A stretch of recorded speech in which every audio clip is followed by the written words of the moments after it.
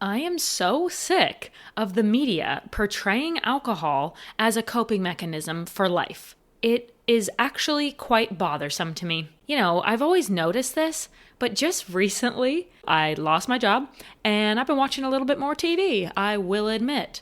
And in the shows that I'm watching, it has just become so apparent to me how alcohol is being pushed in the media. And it's reality TV and scripted TV. So I see it in the scripted TV, and that's like, somebody's written that and instructing somebody else to say it. But in reality TV, for the most part, that is how people are behaving. Yes, reality TV, I know just as much as anybody, some reality TV is not so reality. But it's regular people who also are portraying alcohol in this way.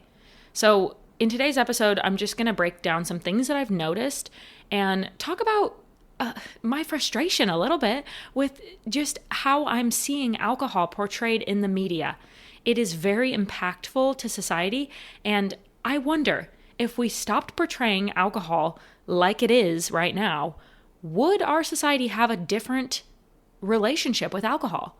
Would we view it in a different way? Would there be less alcohol problems if we didn't have this ingrained in us from literally when we're born watching TV? Don't mean to be so angry right from the jump, but let's get into today's episode. Welcome to the Sober Scoop. This is a judgment-free zone where we talk about how to get sober and stay sober. You're not alone. I hope you feel seen. Quitting alcohol is the best decision I've ever made. So I've talked about the magical phrase that is used so often in movies and TV shows. And if you listen out for this phrase in the shows and movies that you're watching, you'll be shocked how much it is said. The phrase is, "I need a drink." It is said so much. And the reason it frustrates me is because you never need a drink.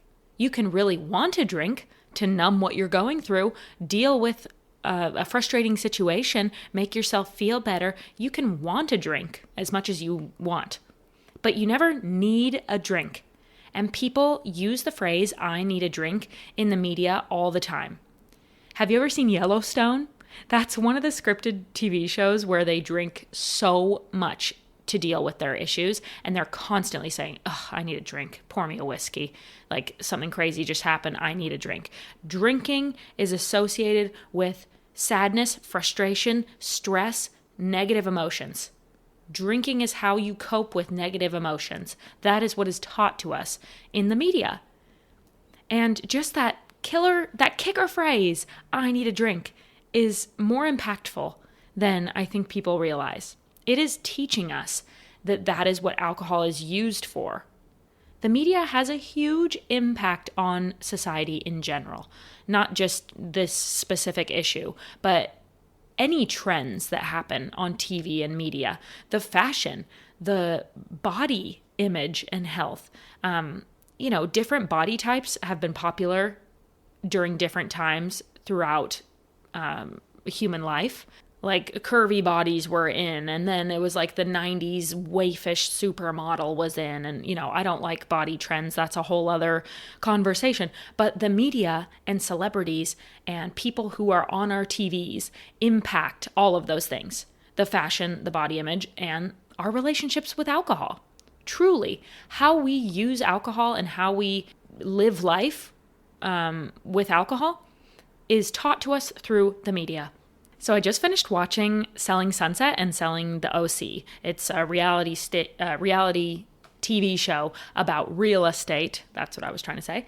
But it's very drama heavy and more about the women's lives than the selling of properties. But anyway, so there's this one scene that I talked about on social media. The scene it was two women out for coffee at like this kind of brunch spot. They were getting, a croissant and some coffee. And the guy comes around and he says, "Would you like to see a menu?" And one girl says, "I would like a drink." And they both laugh. Ha ha ha, drinking in the morning. So funny. It's like 8 a.m. on a weekday. And then the other girl says, "What? Is it me?" Insinuating that the girl needs a drink to deal with how annoying she is. So that's another just impact right there. It's like, oh, are you wanting a drink to cope with having to sit here with me, insinuating that alcohol is used to cope with annoying people, basically. And then the girl who wanted the drink, she says, well, is it 8 a.m.? Ha ha ha, they laugh again, insinuating that 8 a.m. is the appropriate time to start drinking. And just in that quick, it was like a 5-second scene, there were so many different elements at play there with how alcohol is used in society. And they hit on so many different things. And then there's tons of bad drinking culture in the Selling Sunset, Selling OC franchise. So just watch it and pay attention. It is mind-blowing, really.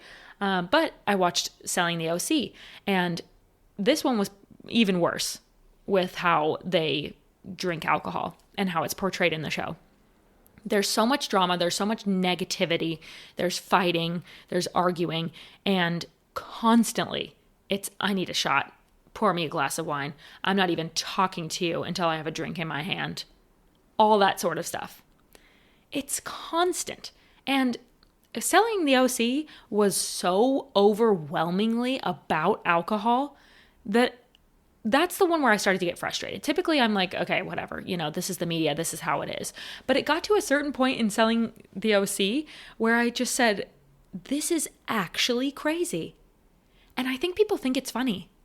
I think people think it's funny to joke about drinking in the morning or drinking to deal with emotions. Oh, I need a drink. Oh, this person's so annoying. I need a whole bottle of wine before I even start talking to her. They think it's funny. And speaking of funny, kind of branching off to a different element of media, not on the screens, but have you ever walked into a craft store, a souvenir shop, a gift shop, something like that? At least at the one near my house, there is an entire section for alcohol-related humor, I suppose you could call it. I mean, it's aprons with, don't talk to me till I have a glass of wine in hand, or what goes great with coffee? Whiskey. Or a mug that says it's 5 o'clock somewhere. Just tons of jokes, essentially, about unhealthy drinking habits. Not to mention the entire section is just filled with alcohol paraphernalia. But it's the joking about real problematic drinking that bothers me. And it used to bother me even when I was a drinker, because I would see these people saying, I need a drink. They would be joking about it, but I'm sitting there as the viewer and I seriously have a drinking problem and I don't find it so funny. I'm like, guys, that's not a funny issue. It's not something to joke about. Drinking in the morning is not funny. It's not a personality trait. It's not silly. It's not silly to down a half a bottle of wine right then and there because somebody said something to you that's so annoying. It's not silly to do a shot before you go talk to your boss. They were doing that stuff in the show. And I'm talking about this show just because it's one that I watched super recently. But it's everything. I watched All Her Fault, which is a great show, by the way. I'm not crazy about the acting in it, but the concept overall is really amazing, and it's very complex and lots of elements. Very cool show. Highly recommend. It's on Peacock. But anyway, even in that one, it's about a kidnapping. Very serious, and that's crazy and everything. And I will say there wasn't too much drinking in this show. It wasn't so central to the plot, at all. In fact, I would actually say that show was pretty minimal on the drinking side of things compared to what I've seen recently.